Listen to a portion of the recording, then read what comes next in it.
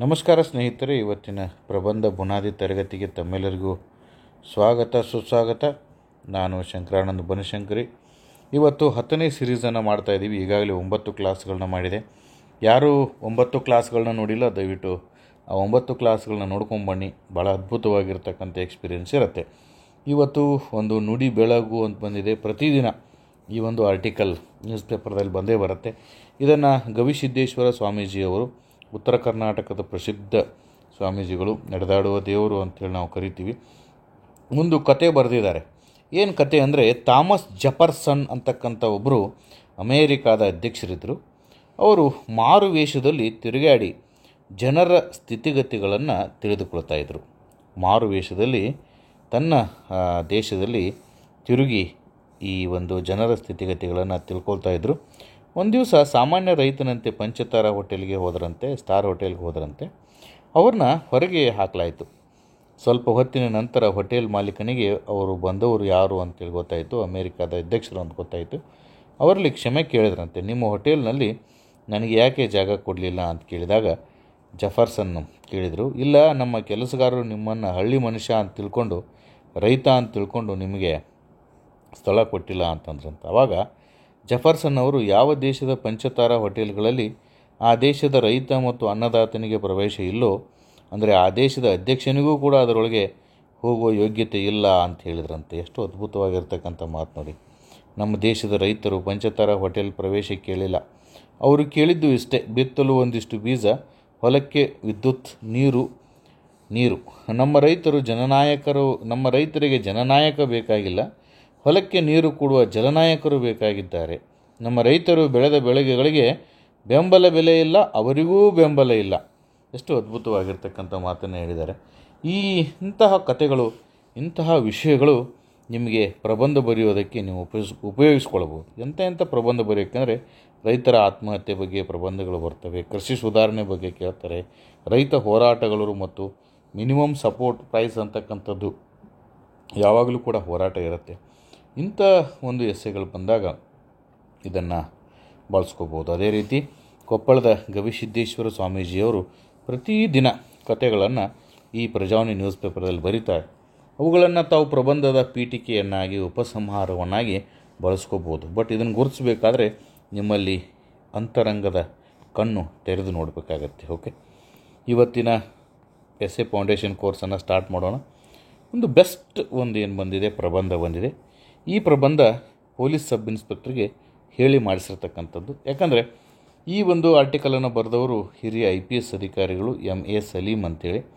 ಕೃತಕ ಬುದ್ಧಿಮತ್ತೆ ಮತ್ತು ಪೊಲೀಸ್ ಇಲಾಖೆ, ಇದ್ರ ಬಗ್ಗೆ ಏನಾದರೂ ಎಸ್ಸೆ ಬಂದರೆ ಇದನ್ನೇ ನೀವು ಕಾಪಿ ಪೇಸ್ಟ್ ಮಾಡಿದರೂ ಕೂಡ ನಿಮ್ಗೆ ಒಳ್ಳೆ ಮಾರ್ಕ್ಸ್ ಬರುತ್ತೆ.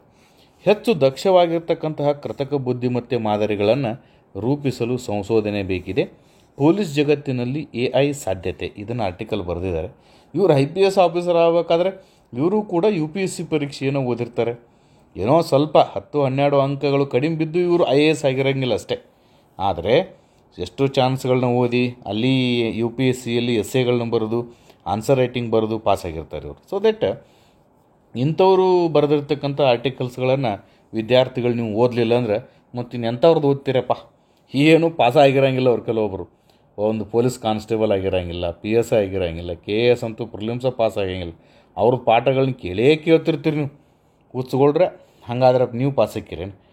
ಇಂಥವರು IAS ಅಧಿಕಾರಿಗಳು, IPS ಅಧಿಕಾರಿಗಳು, KS ಅಧಿಕಾರಿಗಳು, ಯೂನಿವರ್ಸಿಟಿ ಪ್ರೊಫೆಸರ್ಸ್ಗಳು ಬರೆದಿರ್ತಾರಲ್ಲ, ಅಂಥ ಆರ್ಟಿಕಲ್ಸ್ಗಳನ್ನ ತಪ್ಪದೇ ಓದಬೇಕು.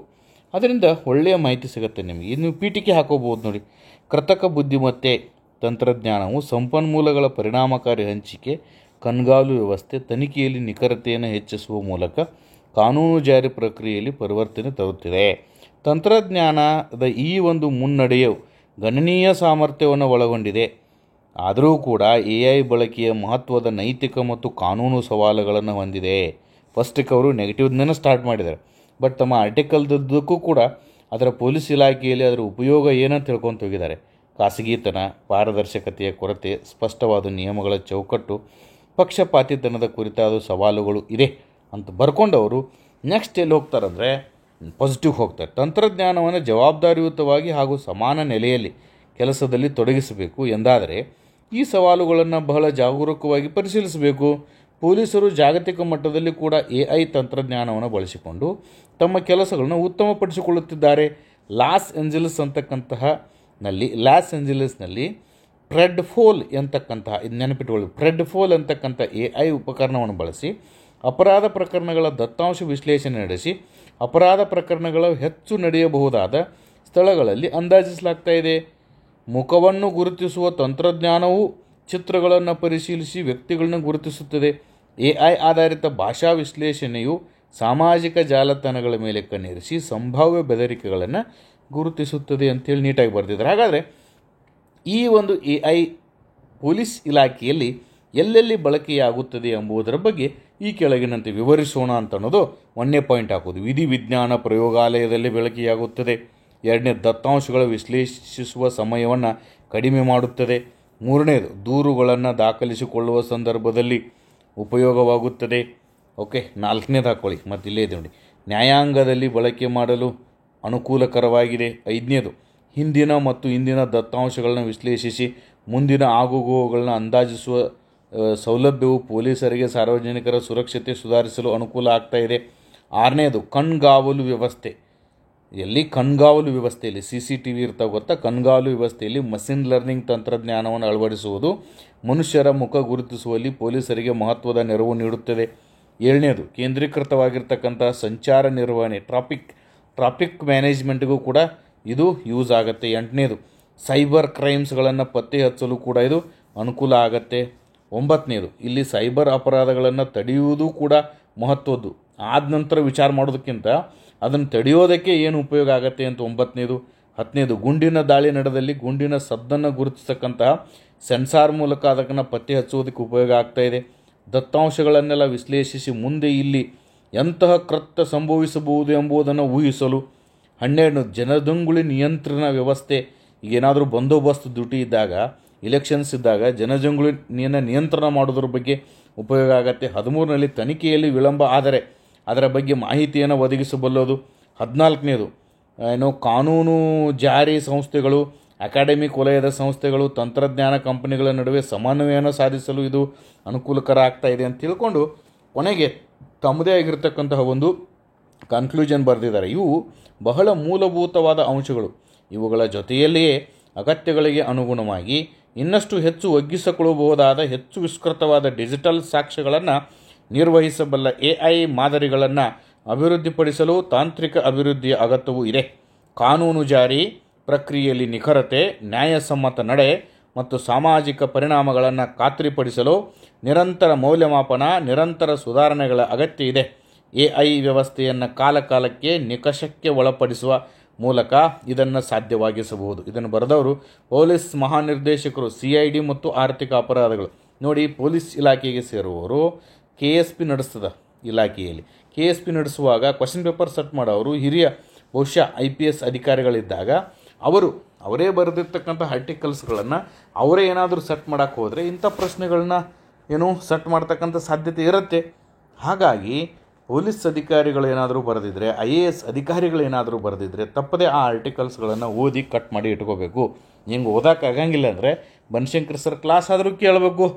2ರಾಗ 1 ಮಾಡಬೇಕಪ್ಪ. ನೆಕ್ಸ್ಟ್ ನೋಡಪ್ಪ, 2ನೇ ಎಸ್ಸೆ ಪರಿಸರ ಮಾಲಿನ್ಯದ ಬಗ್ಗೆ ಬಂದಾಗ ವಾಯು ಮಾಲಿನ್ಯ ಅಂತ ಬರಿತೀರಿ. ಪರಿಸರ ಮಾಲಿನ್ಯದಲ್ಲಿ 3 ಇದೆ, ನೀವು ಬರಿತಿರ್ತೀರಿ. ಜಲ ಮಾಲಿನ್ಯ, ಶಬ್ದ ಮಾಲಿನ್ಯ, ವಾಯು ಮಾಲಿನ್ಯ. ಜಲ ಮತ್ತು ಶಬ್ದ ಬಂದಾಗ ಅದರ ಬಗ್ಗೆ ಡಿಸ್ಕಷನ್ ಮಾಡೋಣ. ವಾಯು ಮಾಲಿನ್ಯಕ್ಕೆ ಒಂದು ಅದ್ಭುತವಾಗಿರ್ತಕ್ಕಂಥದ್ದು ಏನು ಬಂದಿದೆ ಹೇಳಿ, ಒಂದು ಆರ್ಟಿಕಲ್ ಬಂದಿದೆ. ಸ್ವಿಟ್ಜರ್ಲ್ಯಾಂಡ್ನ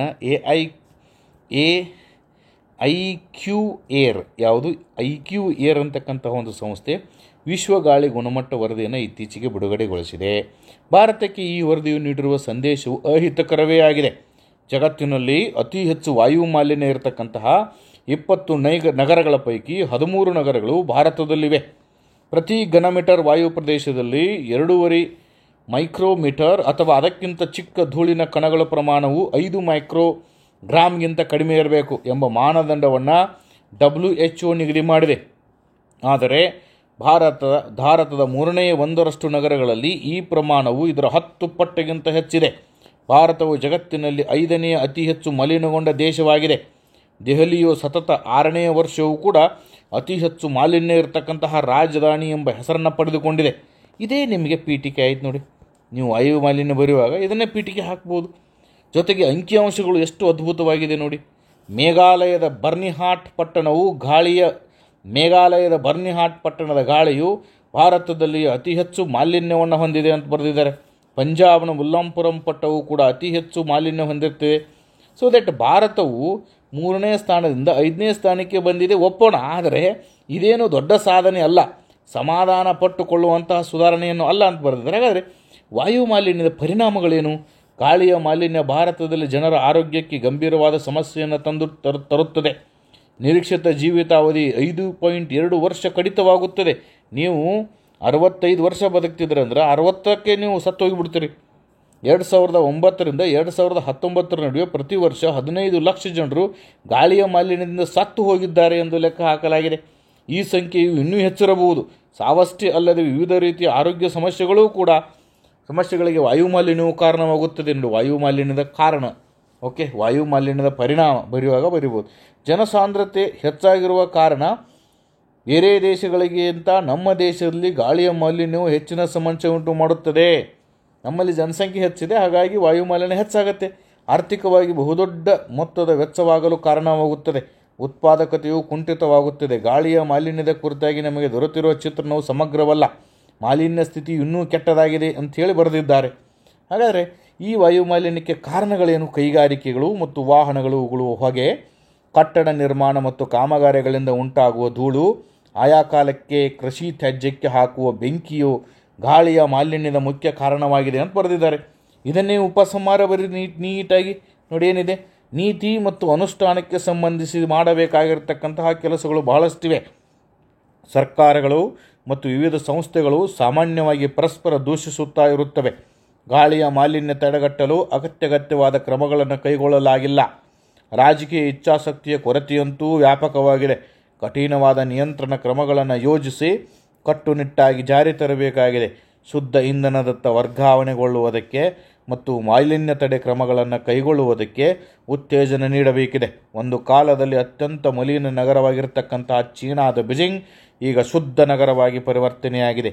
ಈ ನಗರವನ್ನು ನೋಡಿ ನಾವು ಕಲಿಯಬೇಕಾಗಿದೆ. ಉಪಸಂಹಾರಕ್ಕೆ ಅದ್ಭುತವಾಗಿರ್ತಕ್ಕಂತಹ ಒಂದು ನುಡಿಗಳಿದೆಲ್ಲ.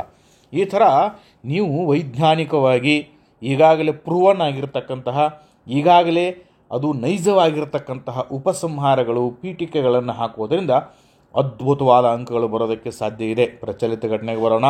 21ನೇ ರಾಷ್ಟ್ರೀಯ ಜಾನುವಾರು ಗಣತಿ ನಡೀತಾ ಇದೆ 2025. ಇದನ್ನು ನಾವು 21st ಲೈವ್ ಸ್ಟಾಕ್ ಸೆನ್ಸಸ್ ಅಂತ ಕರಿತೀವಿ. ಈಗಾಗಲೇ 80% ಮುಗಿದಿದೆ. ಮೊದಲ ಬಾರಿಗೆ ಮೊಬೈಲ್ ಆ್ಯಪ್ ಮೂಲಕ ಈ ಒಂದು ಕಾರ್ಯವನ್ನು ಕೈಗೊಳ್ತಾ ಇದೆ. ಧಾರವಾಡ ಜಿಲ್ಲೆಯಲ್ಲಿ ನಡೆದಿದೆ. ಇದು ರಾಷ್ಟ್ರೀಯ ಮಟ್ಟದ ಜಾನುವಾರು ಗಣತಿ. ಈಗಾಗಲೇ 80% ಮುಗಿದಿದೆ. ಇದೇ ಮೊದಲ ಬಾರಿಗೆ ಮೊಬೈಲ್ ಆ್ಯಪ್ ಮೂಲಕ ಮಾಡ್ತಾ ಇದ್ದಾರೆ. ಅದನ್ನು 21ನೇ ಲೈವ್ ಸ್ಟಾಕ್ ಸೆನ್ಸಸ್ ಅಂತಕ್ಕಂಥ ಪ್ರತ್ಯೇಕ ಆ್ಯಪ್ದ ಹೆಸರೇನಪ್ಪ? 21ನೇ ಲೈವ್ ಸ್ಟಾಕ್ ಸೆನ್ಸಸ್ ಅಂತಕ್ಕಂಥ ಆ್ಯಪ್ ಮೂಲಕ ಮಾಡ್ತಾ ಇದ್ದಾರೆ. ಪ್ರತಿ 5 ವರ್ಷಕ್ಕೊಮ್ಮೆ ನಡೆಯುತ್ತೆ. ಇಲ್ಲಿಯವರೆಗೆ 20 ಗಣತಿಗಳಾಗಿದೆ. 2019ರಲ್ಲಿ 20ನೇ ಗಣತಿ ಆಗಿತ್ತು. ಈಗ 21ನೇ ಗಣತಿ ಆಗ್ತಾಯಿದೆ ಅಂತೇಳಿ ಬರೆದಿದ್ದಾರೆ. ಅದರ ಜೊತೆಗೆ ಇನ್ನೊಂದು ಪ್ರಚಲಿತ ಘಟನೆ ಇದೆ, ಸ್ಟಡಿ ಮಾಡ್ಕೊಳ್ಳಿ. ನಾಗಪುರ ಪರಿಸ್ಥಿತಿ ನಿಯಂತ್ರಣಕ್ಕೆ ಕರ್ಫ್ಯೂ ಜಾರಿ. ನಾಗಪುರ ಎಲ್ಲಿದೆ? ಮಹಾರಾಷ್ಟ್ರದಲ್ಲಿದೆ. ಮಹಾರಾಷ್ಟ್ರದ ನಾಗಪುರದಲ್ಲಿ ಯಾಕೆ ಕರ್ಫ್ಯೂ ಹಾಕಿದ್ದಾರೆ ಅಂದರೆ, ಮೊಘಲ್ ದೊರೆ ಔರಂಗಜೇಬ್ ಸಮಾಧಿ ತೆರವಿಗೆ ಆಗ್ರಹಿಸಿ ಪ್ರತಿಭಟನೆ ನಡೆದ ಬಳಿಕ ನಾಗಪುರದಲ್ಲಿ ಹಿಂಸಾಚಾರ ಭುಗಿಲೆದ್ದಿದೆ. ನಗರದ ಕೆಲವು ಭಾಗಗಳಲ್ಲಿ ಕರ್ಫ್ಯೂ ಜಾರಿ ಮಾಡಲಾಗಿದೆ. ಯಾಕೆ? ಛತ್ರಪತಿ ಸಂಭಾಜಿನಗರ ಜಿಲ್ಲೆಯಲ್ಲಿರ್ತಕ್ಕಂತಹ ಔರಂಗಜೇಬ್ ಸಮಾಧಿಯನ್ನು ತೆರವು ಮಾಡುವಂತೆ ಆಗ್ರಹಿಸಿ ಬಲಪಂಥೀಯ ಸಂಘಟನೆಗಳು ಹೋರಾಟ ಮಾಡ್ತಾ ಇದೆ. ಇದಕ್ಕೆ ಕಾರಣ ಏನಪ್ಪ? ಛಾವಾ ಸಿನಿಮಾ ನೀವೆಲ್ಲ ನೋಡಿರಬಹುದು. ಮೊಘಲ್ ರಾಜ ಔರಂಗಜೇಬನ ವಿರುದ್ಧ ಜನರು ಕೆರಳಿದ್ದಾರೆ. ಆದರೆ ಇಲ್ಲೊಂದು ಒಳ್ಳೆಯ ಪಾಯಿಂಟ್ ಬರುತ್ತೆ ನಿಮಗೆ ಎಸ್ಸೆಗೆ ಹೆಲ್ಪ್ ಆಗ್ತಕ್ಕಂಥ ಪಾಯಿಂಟ್ ಇದು. ಸಿನಿಮಾಗಳು ಸಮಾಜದ ಮೇಲೆ ಬೀರ್ತಕ್ಕಂತಹ ಪಾತ್ರಗಳೇನೋ, ಸಿನಿಮಾಗಳಿಂದ ನಿಮಗೆ ಧರ್ಮಾಧಾರಿತ ಸಿನಿಮಾಗಳು ನಿಮ್ಮಲ್ಲಿ ಧರ್ಮಗಳ ನಡುವೆ, ಜಾತಿಗಳ ನಡುವೆ ಕಿಚ್ಚನ್ನು ಹಚ್ತಾವ.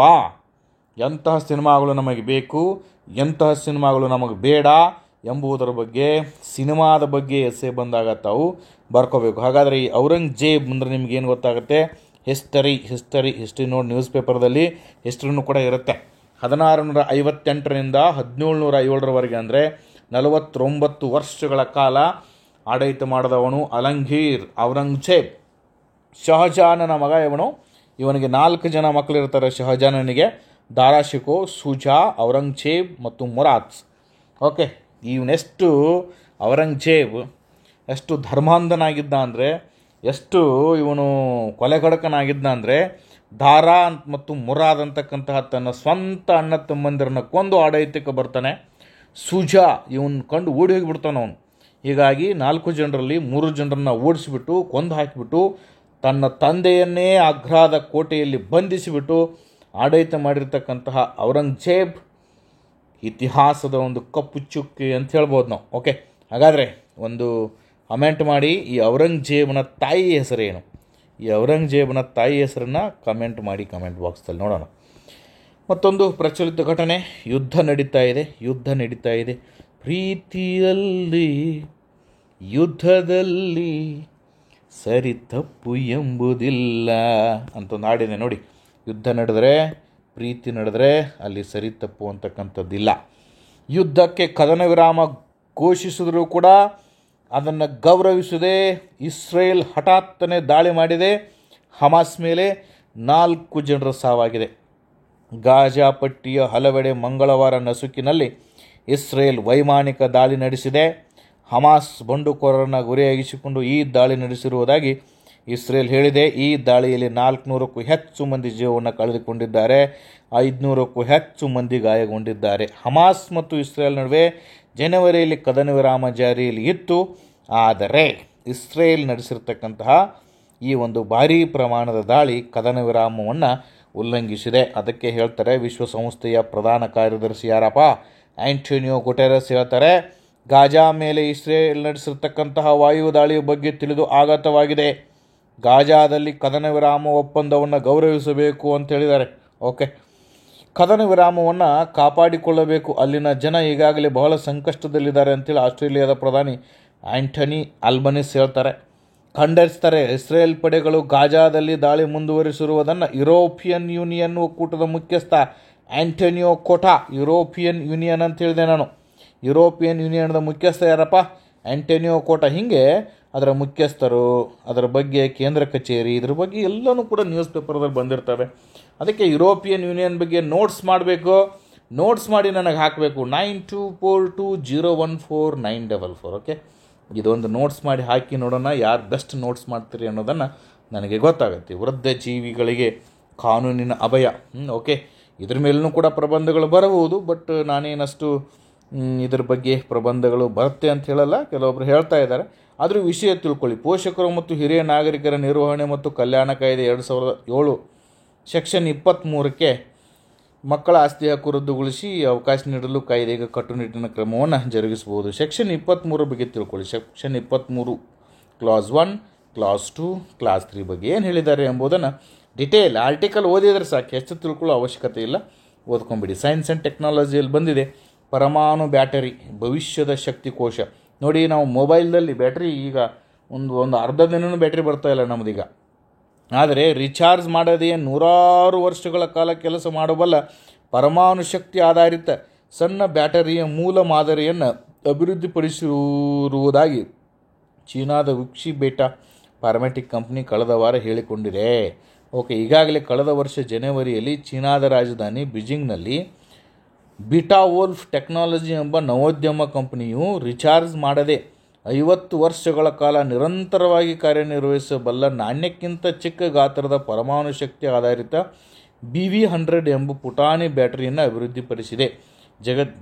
ಜಗತ್ತಿನಾದ್ಯಂತ ಸದ್ದು ಮಾಡಿತ್ತು. ಈ ಬ್ಯಾಟರಿ ಕಂಪನಿಯು ನಿಕೆಲ್ 63 ರೇಡಿಯೋ ಐಸೋಟೋಪ್ ಬಳಸಿತ್ತು. ಸೊ ದ್ಯಾಟ್ ಸೈನ್ಸ್ ಆ್ಯಂಡ್ ಟೆಕ್ನಾಲಜಿಗೆ ಸಂಬಂಧಪಟ್ಟ ಆಗಿರ್ತಕ್ಕಂತಹ ಆರ್ಟಿಕಲ್ಸ್ಗಳು ಬರ್ತವೆ.